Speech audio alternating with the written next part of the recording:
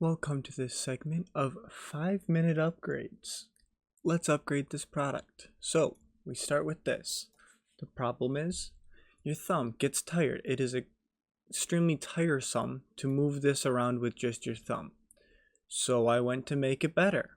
First off, I started with this product. And I thought, oh, you can put this on top of it, and then you just have it right there. You don't have to worry about making a new one. Just add it on top and it should be good. Then I added this little pink circle in the middle to be able to spin it. So in here it spins perfectly and works. But when I 3D printed this, it did not work. Some problems. This separation, too big, did not work. And the smoothness of making it go around like this was not there. So figuring out a way to make it smooth was the next task. But first I fixed this separation gap by reprinting a new one. So which got us here. This is that part, but a 3D printed on top of it and all combined to one. So then I went and it does the same motion, except it still doesn't work, because even though there's no movement of separation, it's not smooth. So then I thought, well, if it's gonna work, it's probably got to look the same like this, so then you can go along with each of its own little channels.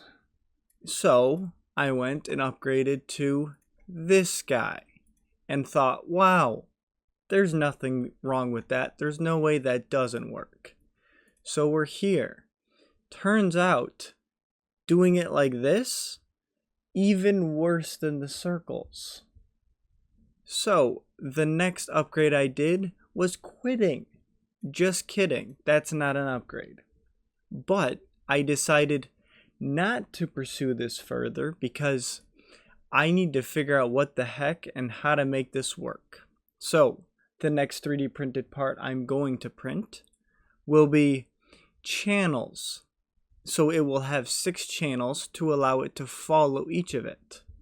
I don't know how that is going to work because it's not a smooth, like, circular spin, so that does affect it.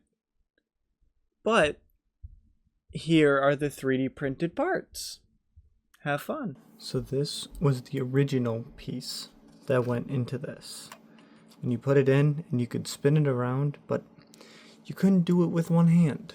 So I decided to make this. So what this does is you take it and you put it on top, and then you'd be able to use this little thing here, spin it around. But that too wiggly. So then I made this thing right here. No, didn't do that. Haha. I did this one.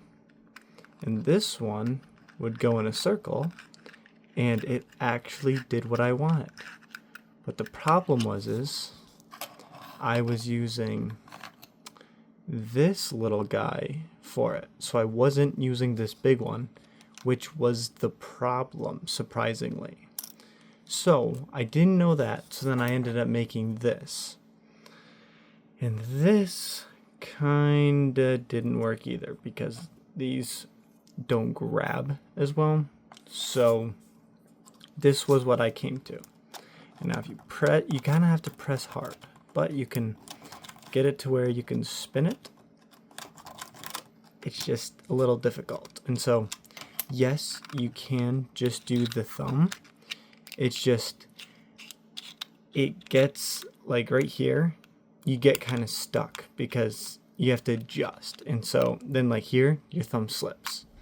If you add this piece, your thumb won't slip and it will always kind of stay centerish. So you can kind of get it going a little bit and your thumb doesn't slip off. So it kind of works, kind of doesn't.